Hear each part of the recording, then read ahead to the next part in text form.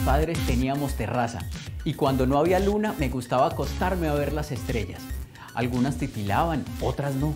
Después me di cuenta que las que titilaban eran estrellas, soles que están muy lejos, y las que no titilaban eran en realidad planetas. Cuando se iba la luz en el barrio se veían mucho más las estrellas. Incluso alguna vez vi una estrella fugaz. Se llamaba Big Boy y solo pegó con Mis ojos lloran por ti. Fugaz. En la escuela, en clase de ciencias, como todos, aprendí haciendo el sistema solar en icopor. Aquí está el Sol, la Tierra, Marte, Saturno, pero también aprendí viendo televisión. Aprendí que no solo está el Sol y los planetas, además de ellos hay asteroides, meteoritos, que además de la luna que vemos desde la Tierra hay otras lunas y otras galaxias. Todo esto lo aprendí en un programa de televisión que se llamaba Cosmos, de Carl Sagan.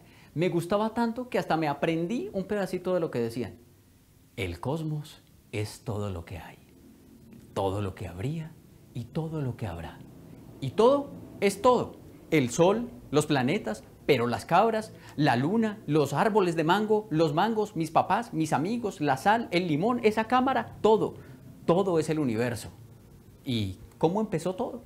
El universo es todo lo que fue, es y será. Es el conjunto macroscópico de todo cuanto existe. No hay nada fuera de él y es todo lo que podemos observar y hasta lo que no podemos observar, que está más allá de los límites de nuestra observación. Crear tiene ingenio, la ciencia, la tecnología y la innovación detrás de lo que perciben nuestros sentidos. Hoy hablaremos de cosmología.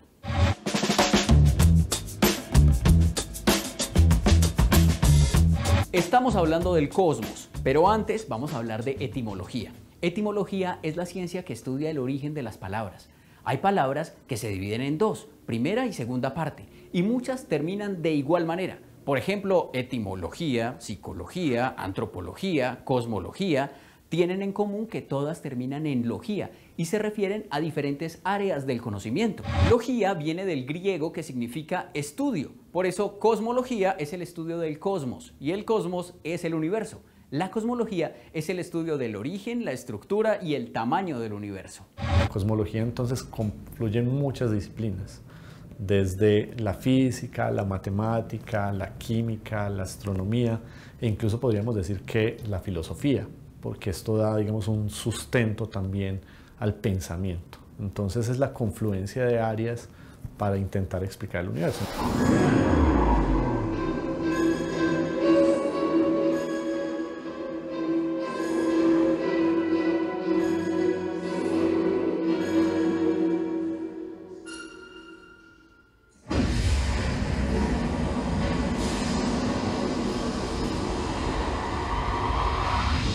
El universo temprano tiene una receta relativamente sencilla. Si uno quisiera hacer un universo en una cocina, realmente solamente necesitaría unos cuantos protones, neutrones, electrones y dos ingredientes un poquito difíciles de conseguir que se conocen como materia oscura y energía oscura. Lo que entendemos en la actualidad acerca de la manera como ha evolucionado el universo, empieza todo en un evento singular, lo que nosotros llamamos el Big Bang. En ese evento singular, del cual realmente no entendemos mucho, es una especulación teórica robustamente justificada pues, con argumentos teóricos de física extremadamente sofisticada. No lo entendemos bien porque no lo podemos ver. Lo que entendemos acerca de esta naturaleza del universo temprano es que era un caldo caliente de radiación. Ese caldo caliente de radiación liberó todo lo que contiene el universo en su actualidad y de ese caldo de radiación se crearon las partículas que hoy componen básicamente todo lo que nosotros vemos, tocamos y con lo que interactuamos. Las partículas como los electrones, los protones, los neutrones que ahora conforman átomos que nosotros conocemos bien en la tabla periódica, las partículas que nosotros llamamos de materia oscura que hacen parte fundamental en la estructura de las galaxias y del universo a gran escala y algo que no conocemos bien que hace parte más del tejido y la estructura del escenario de lo que nosotros llamamos el espacio-tiempo, que es la energía oscura. Lo que pasa con el universo temprano es que el universo temprano se expande, como lo hace igualmente en la actualidad, pero esa expansión en el universo temprano era mucho más importante. La expansión del universo temprano conduce al enfriamiento del universo como tal. Entonces, en ese momento, la temperatura empieza a disminuir y cuando eso pasa, los electrones, por ejemplo, en particular, dejan de interactuar con la radiación y empiezan a interactuar, empiezan a preferir la interacción con los protones. Cuando eso se da, en ese momento en el que realmente decimos nosotros, se desacopla, se divorcian los fotones de radiación de los electrones, que es el momento en el que nosotros llamamos el momento del desacople, el momento del divorcio. La radiación del universo puede viajar libremente a través de todo el espacio y los electrones quedan suelticos en medio de la nada y empiezan a ver los protones. Cuando los electrones y los protones se ven, se quieren, ellos interactúan eléctricamente y empiezan entonces a formar atomitos, neutros en este caso. Esos atomitos de hidrógeno forman nubes y esas nubes colapsan atraídas gravitacionalmente por su interacción gravitacional. Esas partículas tienen masa, otra partícula tiene masa, otra partícula tiene masa y los cuerpos con masa se atraen.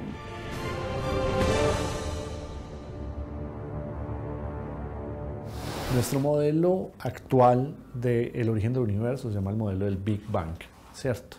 Y predice que el universo no siempre tuvo el tamaño que tiene, sino que surgió hace más o menos unos 13.750 millones de años en el pasado. Y fue el inicio entonces de lo que llamamos el espacio y el tiempo. Es decir, el tiempo comienza, el tiempo cero es en el momento del Big Bang y comenzamos a contarlo desde ahí. Y en ese momento el universo comienza a expandirse hasta tomar las dimensiones que tiene en la actualidad. Big traduce grande, Bang traduce explosión. Big Bang es una gran explosión. El Big Bang aparece cerca de los años 20, 30, las componentes observacionales, a partir de dos elementos. El primer elemento fue la teoría de la gravedad, conocida como teoría general de la relatividad de Einstein. Ese es, digamos, el fundamento teórico que dio origen a la cosmogonía, a la cosmología del Big Bang. Y posteriormente la observación de que las galaxias aparentemente, en su mayoría, se alejaban unas de otras. Fue la primera evidencia o el primer indicio de un universo dinámico. Hasta ese momento el universo se pensaba quieto, estático, pero ese fue el primer momento en que lo pensamos. Si el universo se está expandiendo, si las galaxias se están alejando unas de las otras, pues entonces en algún momento en el pasado tal vez estaban más juntas, ¿cierto? Eso es como devolver esa película, como lo decíamos, como de hacer esa memoria del universo.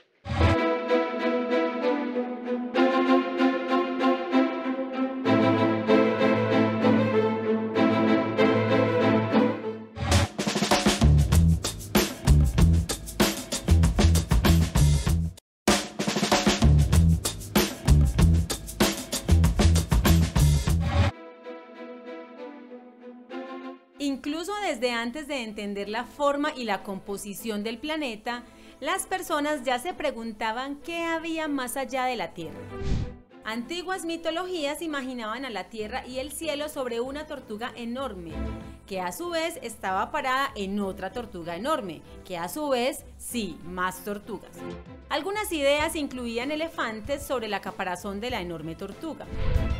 Aristóteles creía que el universo era una esfera muy grande con la Tierra en el centro y que había además otras esferas que contenían el Sol, la Luna y otros planetas. La idea de la Tierra como un centro del universo, conocida como el modelo geocéntrico, sobrevivió por siglos en Europa. En 1514, Nicolás Copérnico distribuyó entre sus amigos un manuscrito donde proponía el heliocentrismo, según el cual el Sol y no la Tierra estaba en el centro del universo. Giordano Bruno se basó en las ideas de Copérnico para ir aún más allá, afirmando que el Sol no estaba en el centro del universo y que solo era una más de infinitas estrellas que lo componían. Y así, siglo tras siglo, científicos y filósofos especularon sobre la conformación del universo. Esta preocupación llegó al siglo XX, a la mente de muchos pensadores, entre los que se encontraban Harlow Shapley y Herbert Dos Curtis, quienes en abril de 1920 fueron invitados por la Academia Nacional de Ciencias de los Estados Unidos para que debatieran sus artículos contradictorios sobre la escala del universo. Shapley defendía la idea de que no había nada más en el universo que nuestra propia galaxia, la Vía Láctea. Del otro lado, Curtis pensaba que Andrómeda y otras nebulosas observadas para ese entonces eran en verdad otras galaxias más allá de los confines de la Vía Láctea. Unos años después de este evento, conocido como el Gran Debate, Edwin Hubble demostró experimentalmente que, como afirmaba Curtis, Andrómeda estaba fuera de la Vía Láctea, confirmando que nuestra galaxia es apenas una de billones de galaxias y otras formas de materia y energía que forman el universo. El Gran Debate de 1920 fue una conferencia que cambiaría nuestra visión del universo. Las primeras teorías sobre el origen del universo se las debemos a personas que, como yo, solo tenían los ojos como instrumento para mirar al cielo. Y como no tenían electricidad, haga de cuenta cuando quitaban la luz en el barrio, mirar las estrellas y especular. En la ciencia también se especula, pero luego se estudia, se analiza, se investiga y se confirma. Los cosmólogos y astrofísicos no pueden ir a tomar muestras al Sol porque quedarían incinerados y nadie quiere unas quemaduras de tercer grado. Por eso lo hacen a kilómetros de distancia desde grandes telescopios. Muchos de estos enormes aparatos están ubicados en Chile, en el desierto de Atacama, que es un lugar que está muy lejos en las montañas y las fuentes de luz artificial están a muchos kilómetros a la redonda. Allí se encuentra el Atacama Large Millimeter Array, o ALMA. Mejor digámosle ALMA. Es el radiotelescopio más grande del mundo, con 66 antenas y del cual se espera obtener información sobre el inicio del universo y sobre nuevas estrellas y planetas que van naciendo. La cosmología es una ciencia de precisión, ¿cierto? Entonces, cuando estamos hablando del modelo del Big Bang, hablamos de algo que tiene unos fundamentos observacionales y experimentales muy fuertes. Esto no quiere decir de ninguna manera que un modelo sea verdadero, ¿cierto? Es la mejor explicación que tenemos en este momento sobre el origen del universo. Y puede que vengan otras, ¿cierto? La ciencia no trabaja con palmaditas en la espalda. La ciencia no le dice, no, súper bien, esa es la teoría establecida, vamos todos a creer en esto porque hay que creer. No, la ciencia funciona al contrario. ¿Qué es lo que creemos que funciona? Entonces vamos a golpear eso para ver si resiste, ¿cierto? Con las herramientas de la razón, con la discusión. Esa es la forma en la cual la ciencia avanza. Entonces, si pensamos que el universo tuvo un estado más pequeño en el pasado, también uno piensa en cosas que están muy compactas, muy juntas, se ponen muy calientes, ¿cierto? Entonces debería existir un rastro de esa época muy caliente del universo. Eso fue predicho en los años 40. Y fue encontrado en los años 60. Se llama la radiación cósmica. Podemos observar el momento en el que la radiación deja de interactuar con las partículas en el universo temprano y eso es a lo que nosotros llamamos la radiación cósmica de fondo. El universo temprano, la foto más temprana que le podemos tomar al universo y proviene precisamente de un campo de radiación que se emitió cuando el universo tenía 300.000 años de edad y que ha viajado a lo largo del tiempo y del espacio en el universo y lo podemos entonces observar hoy en día. Todo esto es ciencia, la ciencia como tal es un conjunto de hechos verificables. La observación para nosotros, los astrónomos y las personas que trabajamos estudiando el universo, es nuestro experimento. Un químico tiene un laboratorio, un óptico tiene un laboratorio, un físico atómico tiene un laboratorio. Los astrónomos no podemos hacer eso, nosotros no podemos ir al sol y sacar una cucharada de sol y darnos cuenta de qué está hecho, a qué temperatura está. No podemos ir a otra galaxia y pesar la galaxia en una báscula. Todo, literalmente hablando, lo hacemos a través de la observación, utilizando telescopios, sondas espaciales, misiones espaciales extremadamente sofisticadas, pero precisamente diseñadas para realizar esas observaciones. Nosotros podemos detectar la radiación y tratando de medir la radiación que proviene de los diferentes objetos en el universo, incluida esta radiación cósmica de fondo, podemos entonces estudiar las características, en este caso particular, por ejemplo, del universo temprano. Nosotros estamos tan conectados con el universo temprano como estamos conectados con nuestros papás y con nuestros abuelos. ¿Qué pasa? Nuestro cuerpo está hecho de moléculas. Esas moléculas están hechas de protones, neutrones y de electrones. Esos átomos que configuran moléculas realmente están hechos de partículas que se crearon en el universo temprano. Básicamente todos los electrones que están en su cuerpo tienen 13.000 millones de años. Usted no tiene 20 años, no tiene 30 años, no tiene 50 años.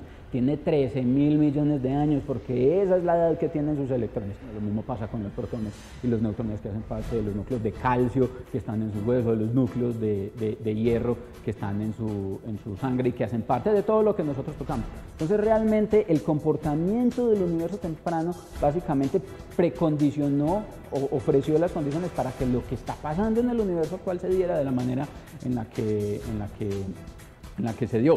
La observación de la radiación cósmica de fondo nos dio una idea de cuál o cómo varió la temperatura desde esos primeros momentos hasta ahora. O sea, el universo a gran escala está muy frío, a pesar de que aquí estamos a una confortable temperatura de 15 grados en promedio en el planeta. El universo está muy frío, pero el universo inicial estaba muy caliente, a millones de grados.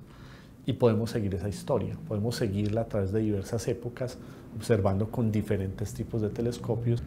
Seguir la historia de cómo se formaron los átomos en el universo nos lleva también o confluye a esa mirada sobre el inicio del universo o el inicio de la expansión del universo en ese momento al que llamamos Big Bang. Gran parte de este modelo cosmológico se basa en las observaciones y en las medidas, ¿cierto? Entonces, cuando pudimos ajustar el modelo y las observaciones de la recesión del alejamiento de galaxias, nosotros podemos estimar cuál es la tasa a la cual el universo se expande. Nosotros podemos saber cuál es la velocidad a la cual el universo se expande. Y más allá de eso, nosotros hemos podido comprobar, por ejemplo, con la observación de supernovas, que son explosiones de estrellas, que el universo está acelerado. Eso nos dimos cuenta en 1998. No solo se expande, sino que se expande de manera acelerada. ¿Qué es una supernova? Es una estrella que explota. ¿Y cómo reconocerla? Porque se ve una estrella muy brillante en el cielo, que puede durar semanas o incluso meses. Va creciendo su luminosidad hasta llegar al punto máximo y luego se va apagando hasta desaparecer. Es como si tuviéramos una luz graduable y la llevamos al punto máximo y luego la vamos apagando. Algunos astrónomos han predicho que si Betelgeuse, una estrella cercana al Sol, se convierte en supernova, en el cielo, desde la Tierra, podríamos ver durante 3 meses un disco luminoso del tamaño de la Luna. Que se prepare para todas las fotos que le vamos a sacar para Instagram.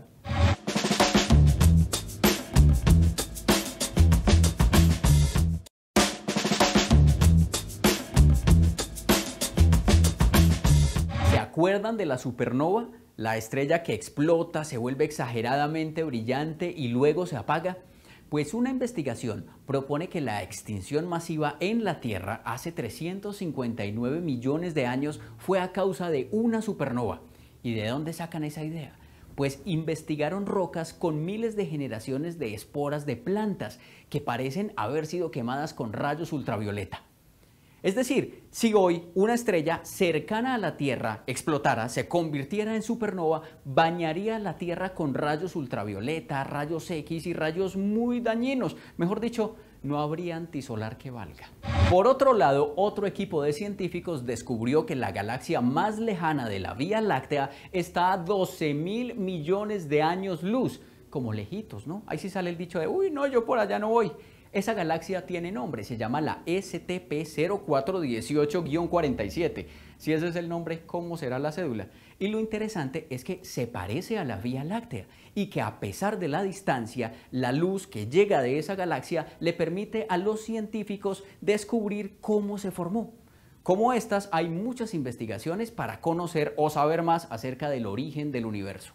¿Cómo se hacen estas investigaciones? En los años 20 y 30 esto podía ser un problema que fuera resuelto por un par de científicos teóricos aquí o allá en una universidad, pero actualmente, digamos, el volumen de datos que tenemos es imposible de analizar para un restricto grupo de personas. Entonces, son colaboraciones de 10, 20, 30 universidades, más agencias de financiación nacionales, más agencias científicas nacionales, las que permiten que hagamos este tipo de investigaciones. Cuando una estrella grande como las que se formaban en el universo temprano explota como supernova, esas explosiones que son extremadamente violentas, es una cosa que nosotros realmente no nos vamos a alcanzar a imaginar porque son extremadamente energéticas, esas explosiones son capaces de asegurar que muchos núcleos atómicos se junten para empezar a formar, por ejemplo, núcleos de cromo, núcleos de hierro, núcleos de níquel, y se empieza entonces a enriquecer la tabla periódica. Metales suficientes para que cuando, por ejemplo, hace más o menos 6.000 millones de años, una nube en particular en nuestra galaxia empezó a colapsar para dar origen a la formación del Sol.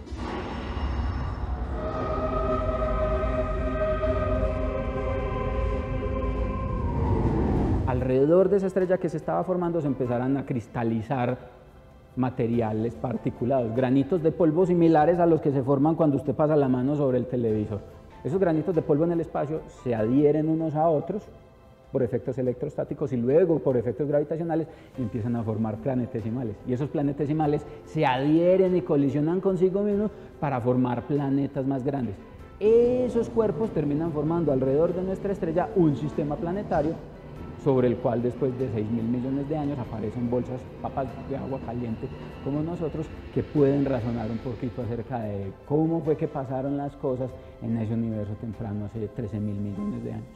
Bueno, hemos aprendido que posiblemente hubo una gran explosión, que es probable que una supernova haya sido la causante de la extinción masiva hace millones de años, que hay una galaxia que por nombre lleva un número de cédula y que hay telescopios muy poderosos en el desierto de Atacama, en Chile. Pero además de salir de dudas sobre el origen del universo, ¿qué otras utilidades tiene la cosmología? Estas preguntas nos han llevado a hacer cosas o a crear herramientas de conocimiento, ¿cierto? Esas herramientas de conocimiento acaban teniendo aplicaciones en la vida cotidiana. Por ejemplo, el fundamento de cómo funciona un GPS, por ejemplo, que tenemos todos en nuestro celular, muchas personas tienen en su celular, es el entendimiento de cómo funciona la gravedad, y eso es un desarrollo de Einstein de 1915, ¿cierto? Entonces, obviamente Einstein no pensaba en desarrollar GPS, pero la investigación básica conduce a bienestar en la sociedad, incluso en áreas que nosotros no conocemos. A finales de los 80 se lanzó al espacio el primer satélite construido especialmente para estudios de cosmología. Se llamó el COBE, Cosmic Background Explorer o Explorer 66. Objetivo, investigar la radiación de fondo de microondas, pero no del horno microondas. El COBE midió con gran precisión la temperatura y la radiación cósmica. Esta misión duró 4 años y por los resultados obtenidos se pudo confirmar parte de la teoría del Big Bang. Entre los científicos que estuvieron en esta misión espacial estuvo un colombiano, Sergio Torres, quien lideró el equipo de software de uno de los 3 instrumentos de los satélites. Que suene el himno de Colombia, es que no nos perdemos ni la movida de un catre. Los estudios, que comenzaron con COBE, después siguieron con muchos otros experimentos, incluido otro satélite, el WMAP, que funcionó 9 años hasta 2010. Actualmente, en universidades como la Universidad de Antioquia y la Universidad de los Andes, se trata o se indaga acerca de la macroestructura del universo, cómo se forman las galaxias y los cúmulos de galaxias en el universo, y se hace a través de modelamiento computacional avanzado en asociación con universidades en Alemania, en España, en México. Entonces, si el paradigma actual es que tenemos un universo, ¿cierto?, muy grande, que tuvo un origen en el tiempo, pues también hay teorías alternativas que piensan en que no solo tenemos un universo, sino que hay una serie de universos, una teoría de multiversos, y que el origen del universo que tenemos no es el universo, no es el origen de todo cuanto existe, sino solo de nuestra región, de este universo local que tenemos. Entonces creo que es el rasgo más importante, o sea, nos permite, la ciencia no trabaja sobre las certezas, las usa, pero las cuestiona todo el tiempo. Y esa es la metodología por la cual la ciencia avanza. Gracias a la cosmología podemos tener más información acerca de nuestro origen. Esto ha sido posible porque hay personas que se hacen preguntas y se atreven a pensar diferente para darles respuesta. Ellos han puesto la ciencia y la tecnología al servicio de la humanidad. Crear tiene ingenio, la ciencia, la tecnología y la innovación detrás de lo que perciben nuestros sentidos.